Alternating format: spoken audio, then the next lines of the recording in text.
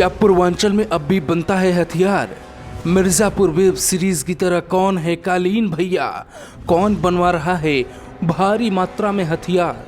Mafia तो सब jail में है, फिर कौन बनवा रहा है देसी कट्टा?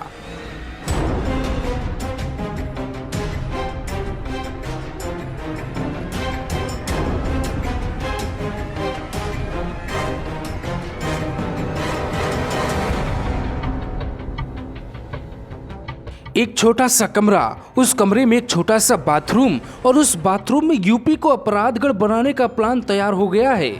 एक से बढ़कर एक देसी कट्टा बनाने की कोशिश की जा रही है। 12 अपराधी हैं, इसमें 3 महिला अपराधी। महिला इसलिए काम करती हैं कि किसी को शक ना हो। शक हुआ तो पुलिस को आसानी से समझाया जा सकता है, बाहर रोका जा सकता है।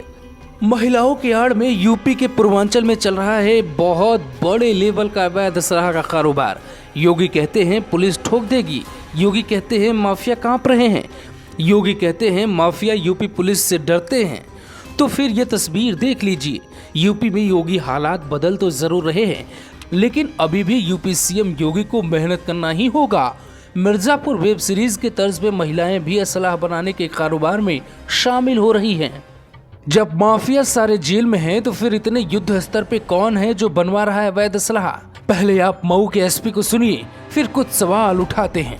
ये गोरखपुर एसटीएफ, बिहार एसटीएफ और मऊ पुलिस इनके द्वारा कल रात से एक जॉइंट कार्रवाई की गई है। ऐसे 2 जगहों पे मऊ में रेड की गई तो 2 व्यक्तियों के घर में ये पाया गया कि उनके द्वारा बाथरूम के नीचे 2x2 का एक जाने का रास्ता बनाते हुए एक छोटा कमरा जो लगभग 8 से 12 फीट का है, जिसमें 2 मशीनें लगाई रखी थी, जहां पर मशीनें लगाने के बाद हार्डली 2 या 3 व्यक्ति खड़े हो सकते हैं। और उस कमरे में इनके द्वारा लोहे से असला बनाने का सामान बनाया जाता था और उसको इनके द्वारा उनके घर की महिलाएं और उनके द्वारा मिल करके 15 से 20 दिनों के अंतराल में ट्रेन से या अन्य किसी साधन से बिहार में जाके एक और अभियुक्त इसमें प्रकाश में आया सज्जाद, इसको पहुंचाया जाता था।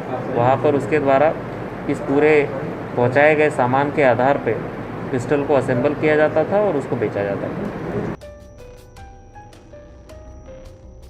सवाल नंबर 1, एक हफ्ते में 400 देसी कट्टा बन रहा है, तो इसका आका कौन है?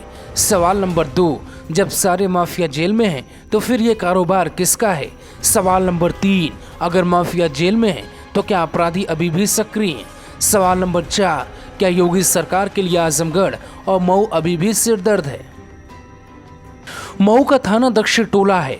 यही से पूर्वांचल में अपराध की वो कहानी लिखी गई जिसमें मुख्तार अंसारी को उम्रकैद या फांसी की सजा हो सकती है। लेकिन जब मुख्तार जैसे माफिया जेल में है, तो फिर ये इतना बड़ा कारोबार किसके संरक्षण में पल रहा है? कौन बन रहा है मऊ का कालीन भैया जो देसी कट्टों के दम पर यूपी में अपराध बढ़ाना चाहता है? हमने कई रिपोर्ट आपको पहले भी दिखाई और आज भी दिखा रहे हैं कि यूपी सरकार के लिए आजमगढ़ मऊ कल भी सिरदर्द था और आज भी है। गोरखपुर एसटीएफ को भनक लगी कि मऊ में कुछ बहुत बड़ा हो रहा है। मऊ के इसी छोटे से कमरे के छोटे से बाथरूम में एसटीएफ पहुंच गई। फिर हुआ वो खुलासा जिसको देखकर सबकी आंखें खुली की खुली रह गई। चुनाव बेहद करीब है। इन हथियारों का प्रयोग चुनाव में होता है।